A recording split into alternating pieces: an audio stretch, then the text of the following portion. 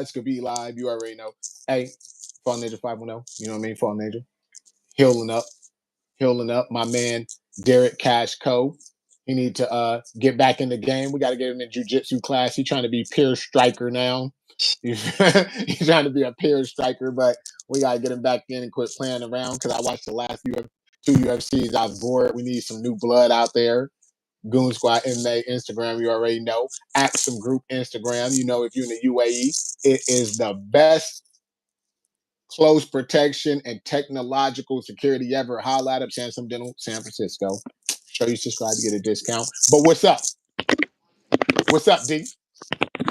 Man, a lot of things going on, man. UFC 314 coming up this week, coming in hot too. Yes, sir. So the prelims, we only got two prelims we need to cover. First, we got to get to the old man like myself, Jim Miller, Chase Hooper. What's up? I like it. It's a pretty interesting matchup, you know. One of the youngest dudes versus he probably is the oldest dude on the roster right now, right?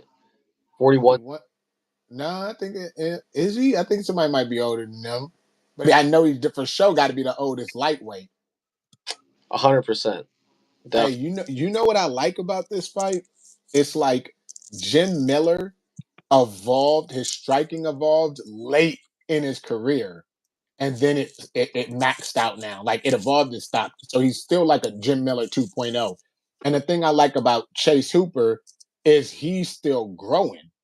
Because when I look at his striking, his size, his musculature, and his tactics from when he first came into now have all evolved. Like for example, he was grappling Mike Musumeci, got taught an armbar finish, and then used it in the last fight. Like, hey, kudos for that. That's wild. That's high speed learning, and it shows how coachable he is. He need to come get with this FA fight system. You want that real striking though. That's crazy, man. He's still only just 25. He's not even in the prime of his career right now. I know, dude. The best I ever felt was 30 to 35, dog. I felt like the Superboy Prime in DC Comics. I was stronger than Superman, dog. Like I was at a different level, you know. And you know what's crazy? It was actually 35. I felt the best. It wasn't even 30. Like people say it's 30. It's actually a little bit later. It's probably like that 33 to 35. I felt the best. So Chase got some time, but I'm real interested in this match. I feel like on the ground, most people would be like, "What are you tripping?" I feel like Chase Hooper got the advantage on the ground. Chase Hooper 100% got the advantage on the ground with all the recent fights that we've watched for Chase. He gives people problems when he's on the ground. Yeah, and Jim Miller's been submitted before. You know what I mean? He's been so he is able to be submitted. Not to mention, Mans is 41 going against a dude that's 25. Hey, let me stop you. If I didn't have this broke neck, if I didn't have this broke neck, you know I'm older than that. Would I not beat up some of them young dudes in there? You know, age ain't no number, dog. Probably. But Jim Miller, though, but to all jokes aside, it ain't a number, but it's a lot of factors into that. Like, you know what I mean? Like, I don't smoke, don't drink, don't party, genetics. I didn't take as much damage as he did. So he's like older than me, but younger than me. So I get what you're saying. Mm-hmm. And what do you think? How do you think the striking is going to play out? So we giving the power to Jim Miller, but I like Chase Hooper how he's staying long and eerie like Slender Man. Exactly. If he stays long and stays technical, play that point game, establish that jab quick, I think he can edge it out. But as with all the fights that we've seen week after week, anybody has a puncher's chance. Especially he's not got insane power. Yeah. Jim Miller got good power, and he is the better wrestler. People forget that he wrestled a long time too. I mean, his last 2 wins came off submissions. Yeah. Who you got? I'm going with the young kid. I've been a Chase Hooper fan since when he was on Contender Series. Yeah, I like him. He's a cool dude. Man, it's so crazy because I know Jim Miller got the advantage standing. And I'm just wondering if Chase could get him down to where, like, I feel like he would have the advantage. That's where I'm stuck at. The one thing I just really like right now about where Chase Hooper's at in his career is that he wasn't rushed. The Yeah. UFC Dana did not rush his career like they did fucking Bo Nickel, right? Bo Nickel within like 2 years did not contender conversation. They put Chase Hooper through the ringer, right? Hmm. Still fighting on prelim cards. Yeah. So I like the progression that he's getting from the UFC, and I really think that he's just gonna get better from here. I think Chase Hooper's gonna get better for here, but I might go with the old dog Jim Miller this one. I feel like he going is I feel like it's gonna be a little too much. Because he got the power advantage, southpaw, and then was a good wrestler and stuff. I think it's gonna be a little too much. But Chase Hooper, hey, I tell you, if I'm wrong this time, I won't even be mad. I won't be mad. But I think the old dog Jim Miller might get it. But what we got at the prelim, the main prelim, what is it? So the featured prelim of the night is the Dan Ige versus Sean Woodson. I like this. It's a very interesting fight. Do I you like, know why they dog? It's like going to an illegal dog fight and watching it because Woodson don't give a damn, and then Ige don't give a damn, dog. You know, like he fought Lopez. What was that? Like a day, a few hours notice or yeah, something? literally that night. I was like, oh, Yeah. Hey, if they ever fire him, no matter how many if he better have to take Tony Ferguson level losses to get fired after some shit like that. You that know, Dan Ige a dog, but I like it. You know, fight, man. Woodson is. You know what I like about Woodson?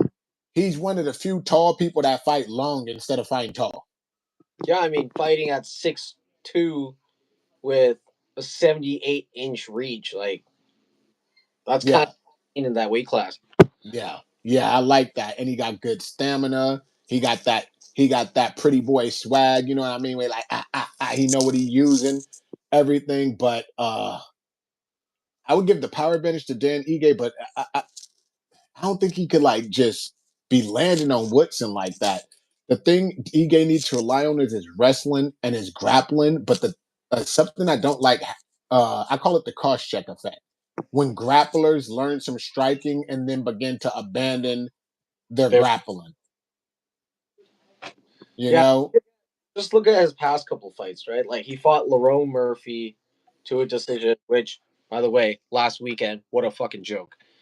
Um, but yeah, there's the way that Dan fought Lerone Murphy. I think he gassed out too quick, abandoned his grappling, tried to strike, but you're going up against a dude that's like a pure point fighter. Like he'll Yeah, keep you outside, and he's gonna keep you at that distance. So you're gonna be fighting his fight rather than you being able to impose your own will on the opponent. And it's the same thing that happened with the Lopez fight. Even before that, yeah, it was a catch weight. Yeah, it was like a couple hours notice, but still, same exact game plan. Diego Lopez kept it long, kept it far away, played it at his game plan. yeah. I feel like if Ige, I don't feel like Woodson could keep up with Ige's jiu-jitsu. Hi, Katie. I don't feel like he can. So here's where my thought process is at. If Ige fights it like an MMA fight, he wins. But he rarely fights things like an MMA fight anymore. So He seems more of a slugger now than yeah, I think that habit that the coaches are not fixing, because I feel like this is a lot on coaches too. They kind of just be like, oh cool, I'm being paid, and they don't fix certain things they should fix. Um, I feel like if he goes with that game plan, he's losing, and I kind of see him going with that game plan. So I'm going to go with Woodson for that one. yeah. I think Woodson as well, just because like I'm really looking hard at these past couple fights with Dan Ige against taller opponents, against longer opponents. Charles Woodson keeps it that same exact blueprint, then that. Yeah. So Katie said, "Who we most excited to see fight?" You will hear about that as the podcast goes on. But what we got? Let's get to that main card. What's the first fight on the main card? Let's see if we're going to talk about it or not. We got Dom Reyes and Nikita Krylov. Okay, skip that one. Oh my god. Yeah. Two guys I haven't fought in a while. Dude. Bryce Mitchell, John Silva. Okay, let's hit it. Let's hit it. We got the power of the Lord versus the power of the Lord in a weirder way. You know, like, so who you got? Oh, this one's hard. I mean, like,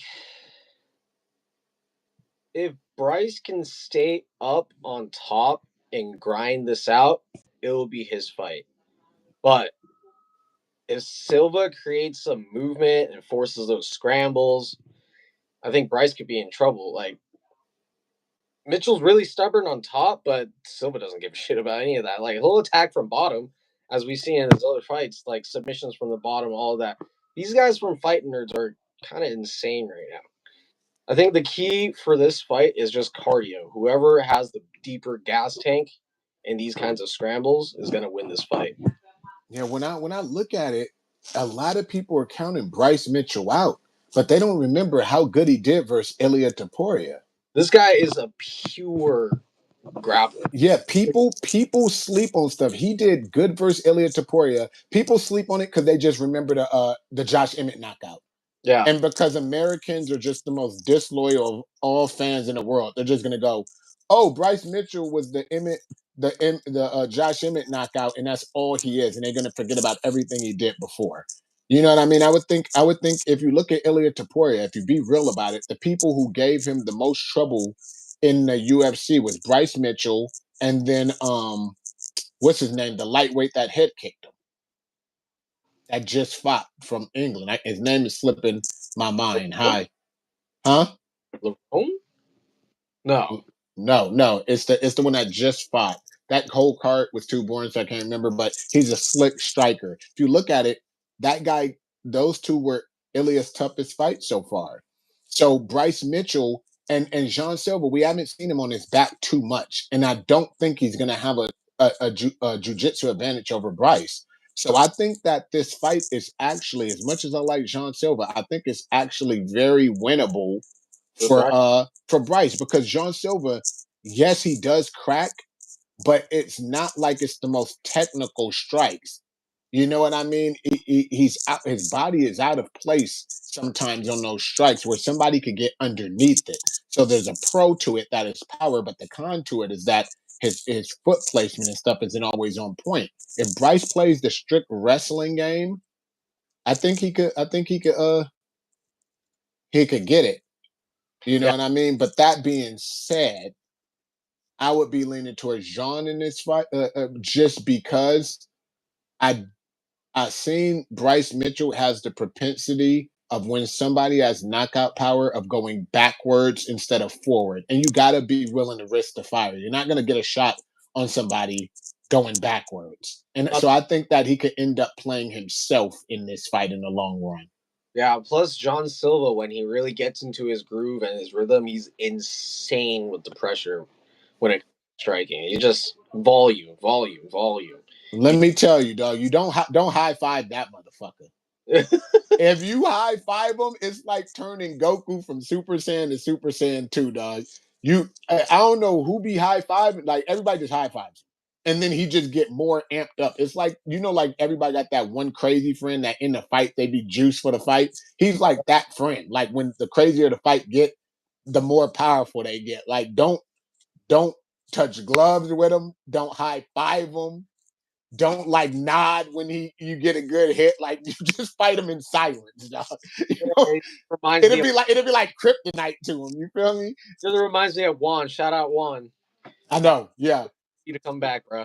Juan need to just get his engineer stuff and come on back, man. But yeah, I think that Bryce. I think it's a winnable fight for Bryce, but I think he might be gun shy now of the fire, and it's gonna end up playing him in the long run. So I'm going with John Silver on that one. Yeah, sounds about right. So what we got next, man? Next one up, man. The what would say? The premiere of Patricio Pitbull finally in the UFC where he should have been Yes. this entire time instead of grinding away in Bellator versus Mm-hmm. Jair Rodriguez. I will tell you like this: Pitbull, one of my favorite dogs, and that's one of my favorite featherweights. I've been waiting for him to get in the UFC to To this day. this day. To this day, dog. I've been waiting.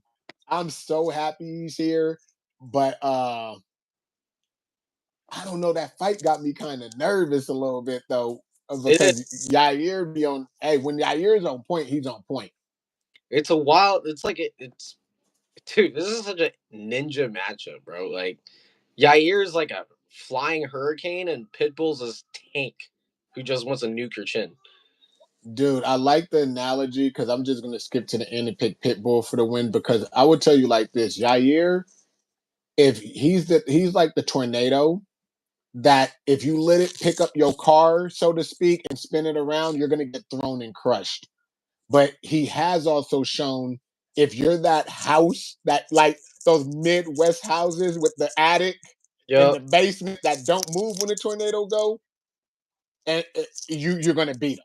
It'll And go. if you look at Pitbull's style, is forward pressure always, and he has the cardio to keep it going. And from people I know that have trained with him and his brother, they say those guys are freaky strong too. And their takedown defenses, like especially him, Mhm. like if you look at his career, he almost never gets taken down, and he got firepower, and he has a chin. So Yeah. I think that if Yair gets him on the back foot and stuff like that, is gonna I think it's gonna be all bad. I think it's gonna be entertaining until it's over. It'll be crazy because it'll just be like the way I'm seeing this is Yair is just going to be throwing his crazy strikes all over the place like he usually does, but it's controlled. It's controlled chaos. But then you're going to see Pitbull eat it and then give some back. But when he gives something back, it's going to crack so hard because he's beating the living daylights out of Mike Chandler, who I know is your best friend, right, Mike Chandler? You know, don't even talk about it. But yeah, knocked his ass out, knocked out Pedro Carvalho. He's real short, but he's got some insane power at, at featherweight. So When he feels like it, dude, he takes people down. when he And you know what I don't like when it comes to Yair in a lot of these fights? It's like he gets these mental lapses, like he doubts himself and then it goes downhill from there. yeah, You know what I mean? Like when he sat on the bottom and just let Alexander Volkanovski beat the shit out of him. Like yeah, my pride as a man, I can't have no man just on top of me. You know what I mean? Like just beat me up. I'm yeah, be like, this ain't no woman. I'm finding a way out of here. You know, you gotta kill me. I ain't gonna just sit there and let no man R. Kelly me. yeah. And he be getting in these moments where it's like he has a mental lapse. So I feel like and Pitbull is a good black belt. If he gets on top of him, he ain't, and he's the stronger dude. He's not getting them off. I just think that it's like outside of a head kick or something that Pitbull don't see coming. I just don't see the fight going well for Yair. Let's hope we see that same firepower from Bellator, that same like motivation from Bellator translate over to UFC. Because we've seen that multiple times before, where it's like it doesn't really translate that well because just like the levels of these two promotions. But I think with Patricio, he'll probably fare better than the other people that have come over from. Yeah. I don't even care about the promotion, man. I hate when people talk about the promotion because here's why. Everybody that's in the UFC that we end up liking was in a different promotion at some time. And a lot of them weren't even in Bellator, any of the big ones. Yeah, Strike You Force. know what I mean? Like Habib didn't come from no other big show. He just came. You know what I mean? He came from little shows in Russia. So I don't like that narrative because they have people right now, like Johnny Elbin and stuff like that, Aaron Pico, you got Yeah, Yaroslav, however you say his name, Almagov, and over there. It's a lot of people. Octagon got some good guys that I think would do well in the UFC, KSW. So and random shows in Russia. I've seen guys in Russia when I fought there and done seminars that they would be murdering these guys. So and when it comes to Pitbull, if you think about his mind, you remember when he was gonna pull out a gun on another fighter, he didn't give a shit like that. Talked about it, dude. No, a dude like that you ain't got to worry about. He ain't gonna worry about the lights, the venue, nothing. He coming to eat. So I ain't worried about it. I'm going with Pitbull. Who you got? I'm going with Pitbull on this one as well. And speaking of Aaron Pico, did you hear that he signed for UFC today? I did, and they had the rumor that he was supposed to fight Mozart or whatever. And Well, already. That's but now they saying that that's not gonna happen. But I'm curious who he's gonna fight. I'm curious who he's gonna fight. gonna go featherweight or is he gonna go up to lightweight? If he go to lightweight, he's dead because I don't like his chin for that. But I think he should stay at featherweight. There's no reason he wouldn't. Yeah, that's true. Yeah. So what we got next? Next up, we have Michael Chandler, Patty Pimblett. Good And night. we already know where this is gonna. I will tell you like this: despite Michael Chandler trying to run up on me in that restaurant and act dumb, I will always be a fair analyst. So when I say I'm picking Patty, it's as an analyst. The thing is, I was watching the countdown. You know what I mean? Michael Chandler might as well come holla at FA Fight Systems. I get his hands right. I don't know.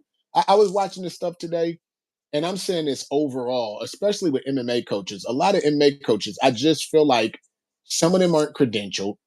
Some of them, and don't get me wrong, Henry Hooper is credentialed at Dutch kickboxing, but Right. some of them aren't credentialed. Some of them just came out of nowhere. A lot of them have never fought. But the main thing I feel, just like I talked about with Volkanovski, is too many of them stay silent and they don't say, "Hey, we need to get this work done. We need to get work." Because when I was watching Michael Chandler do the pad work with Henry Hoof, I was like, if I had him, he would not be doing the pad work that way. Because when you look at Michael Chandler, it's two things that get him in trouble: not fucking wrestling when he's a wrestler, and he lacks fundamentals of boxing. And he doesn't kick much. So let's just label him a boxer wrestler. And he barely wrestles. So let's just label him a MMA boxer, right? Right. First of all, if I was his coach, just like I did with Chris C.B. Burden, you're wrestling. I better see this many shots per round in sparring all the time, or there's a consequence. And then you fix the fundamentals. If you got Michael Chandler and you got him solid boxing fundamentals, like a good jab, his jab is short, a right hand that's not just an overhand, a real right body shot where he's not leaning his head over his knee, and you just mix, dude, you could just mix the jab, the 1-2, and wrestling, and Mike Chandler would probably have beat all the people he lost to. Yep. You know what, Michael Chandler? Holla at me, dog. Holla at me. People don't know I got the most comprehensive knowledge of the game. That is Holla at me, dog. And he just losing. And when it comes to Patty Pimbleton, here's what the thing. I will say it straight up. I have never been against that guy. I've never thought he sucked because I watched people before they in the UFC. Everybody from Habib to GSP to Anderson. There's nobody that was ever in the UFC. I wasn't watching from like their second or third fight. When I watched him in Cage Warriors and stuff, the kid already had talent. He was And good. and yeah, he was already good. He was And good. he's only getting better. And the kid has cardio. He has innovative and unpredictable striking. He's bigger now, musculature. His jujitsu's always been top notch. Insanely good jujitsu. Yeah, and he has a chin. So if you look at, I put it like this: Bobby Green's the better striker out of him, and technically out of Michael Chandler and Bobby Green. And look what he did to Bobby. He outstruck Bobby and then subbed him like he subbed him 3 times with one submission. He went Yep. to triangle, armbar to triangle.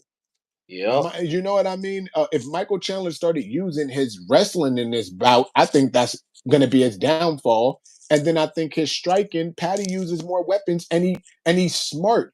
He knows how to play long, like he did with Bobby. I think it's going to be him long, long, long. Mike missing a lot because he throws everything loopy. And then eventually he's going to be like, okay, let me try to switch the game up. Because I saw an interview when he's like, "This is going to be the thinking Michael Chandler." He's going to try to switch the game up, wrestle, and it's going to go and it's going to be over. That's how I see it going. Yeah, not to mention like in the past couple fights, like you see that he'll gas out, and that is He's not always or gassed out. He's exactly always gassed that's out. not something you want to do against Paddy Pimblett because once he sees that you are wilting down, maybe even by like the second round, when he sees that you're like huffing and puffing, gassing out, that's when Paddy's gonna be real fucking dangerous. Yeah, as long as Patty don't do that thing when he runs in and just punches with his chin in there and get Yeah, caught, I think he's safe. But which I always thought, like at first, oh, this is just what he does. But then when I watch him fight Bobby, I'm like, he knows who he could run in reckless with and who he can't. Kid's smart. I saw DJ say he could see him as a champ one day. I actually can too. yeah. I actually can too. In like a couple years, 100%. Well, not even like a couple years. I think give him like maybe next year he'll be Dude, top look five. at every dude. If you think about it, if you really be real about it, Poirier is about to retire. Islam is thinking about moving up or only doing a few more at lightweight and then being like, I'm cool. It Well, ain't too much. It ain't too much competition for him there. I would say like when those kind of guys leave, Gaethje is close to retiring, and I think he would do well versus. I think he could do well versus Gaethje and Poirier actually. But like probably the hardest person for him, I think, would be Armin. But I could actually see him submitting Armin. So I don't know. God, The kid's good. sky's the limit for fighting another Chad Mendez clone. So Yeah. So what we got next? that is the main event of the evening. We have Diego Lopez and Alexander Volkanovski back at it again for the featherweight championship of Well, I don't want to spend time on this because I got something else to talk about. And we talked about this earlier in a different podcast. So I'm gonna just recap. I love Diego as a fighter more than Volk, but I think Volk gonna make a comeback. Volk's my man, dude. Volk's my man. And you know what I want to talk about over that since we covered that before? What's up with my boy from Thailand I used to get barbecue with, Carlos Prates versus Ian Machado Gary. Let's talk about that. We're throwing that in. Man, okay, so he originally was supposed to fight on this card against Jeff Neal, but then Jeff Mhm. or sick or whatever the hell happened this time again. And now Carlos Prates is fighting Ian Gary. Yeah, shout out to Ian because as much annoying as he is, he take them fights. He do be He taking. take them fights. I mean, especially like coming off of that kind of loss against Shavkat, it's fucking Shavkat, man. I don't think Ian was on that level to begin with, but He did well. he did well. I He would did well. he did well, but I would also say that Rakhmonov wasn't like that good that night. Nah, don't diminish it because here's the thing. That night also involves who you're fighting, right? You cannot look good because of the trouble that person is presenting. And that's what I felt like. I felt like when he was going against Ian Gary, he was worried about that jab. He was worried about his speed. He was worried about his movement. And then I think Ian surprised him with the grappling. So I don't think that Shavkat had an off night. I think that they trained together before. I think he knew what to look out for and he was cautious for those things. So it made him look off. I think that was due to Ian Gary, what he brought to the table. You know what I mean? He did it on short notice. And now he's taking this on short notice. And hey, this is gonna be fire. I gotta go. I I don't even know how I'm thinking back in Thailand. I never really grappled with Carlos that much that I could remember. We was only doing Muay Thai stuff together. But so I can't even say how his jujitsu really is. I think I probably grappled with him like once or twice only. But from what I remember, it wasn't bad. I believe he's a black belt. I remember it wasn't bad. And that was a while back, like what, 2016. So he could only have gotten better. So it's I'm look- very interesting. It's gonna be like kickboxing, kickboxing. Probably more boxing with a few kicks. the straight Muay Thai. Because I'm looking at Carlos Praxis's previous fight right now in the UFC. Bro, this guy fought 4 times last year. And He he's on not that Thailand schedule, dog. I told you, the more you fight, the better you get. I always tell you guys, those long spaces ain't good. 4 knockouts in 4 straight fights in 1 year. And he beat Bilal's teammate, who I think is good, dog. What's his name? Ratchik or something? Oh, Charles Radke. That kid, that kid bangs. Mm-hmm. That kid bangs, dude. People sleep on him because he's not popular or well known, but that kid could wrestle his ass off, and he cracks. And Practice blasted him out of this world with a knee to the liver. Mm-hmm. You know? Radke went for 2 takedowns, failed on both, outstruck Carlos the entire fight, and just took that knee and just crumpled. Yep. And see, Ian Gary don't have that kind of power that that kid has. He Mm-hmm. has more. He has more finesse, but not that kind of power. And But here's the thing about Ian Gary: he don't got to worry about grappling. I don't think as much in this fight. Carlos ain't going. I don't think Carlos has really gone for any takedowns in those past 4 that we just talked about. yeah, but Ian Gary might try to grapple, and that could end up leading him to problems. Because if he ends up body to body grappling, I would tell you from experience, Prate's got the upper body clinch type of advantage. You Yeah, know, so that could lead to problems. And he's not a good a wrestler as Bilal's teammate, so who knows if he can even get him down. And in the striking, I think that the speed advantage in the hands definitely goes to Ian, but the diversity of strikes and everything and the placement and everything goes to Pratis. And Ian is it's one of those things. Pratis likes to get people going backwards, and Ian will sometimes go backwards. And I think if he goes backwards and start getting to that cage area, it can be bad. I think it's going to be a very competitive fight, but I think that Pratis is going to end up. I think he's going to end up beating them by decision. by decision, edging it out. Hmm. Yeah, I think he's gonna beat him by decision. I don't see Ian Gary just getting knocked out cold like that, but because he's pretty defensively sound. He could get elbowed or something like that, but I think he's defensively sound. I think he's gonna end up losing the decision though. God given. It's basically God given power versus a guy who just works his ass off. It should be interesting, man. Them fine nerves, man. I want to go down to that gym one day, check it out. I need to start going to gyms on my YouTube. You know what I mean? Right. But I like that fight though. I like that fight. But let them know, man. We right at that 33-minute limit. Let them know where they can reach you on the gram, dog. Dude, come by to the gym. Try out a class. I'm teaching Tuesdays and Thursdays while coaches. But yeah, still same FA fighting systems. You know, still the same work. Work you hard. Get that. Get that free class at Open Mat Academy here in Tracy, California, 209. Yes, sir. Yes, sir. And we, you know what I mean? You already know Goon Squad MMA, Instagram, follow Ninja 5 on Instagram. And we got this person. Who is this dude, Stank Dookie J, that keep writing? Is that he just Jacob Wilkins at this point? He's just Jacob. He just Jacob Wilkins But at I this don't point. know. I don't even think Jake wants to see us at the gym. He doesn't want to know. Where he at? Where he at? We got a middleweight champ that just gone.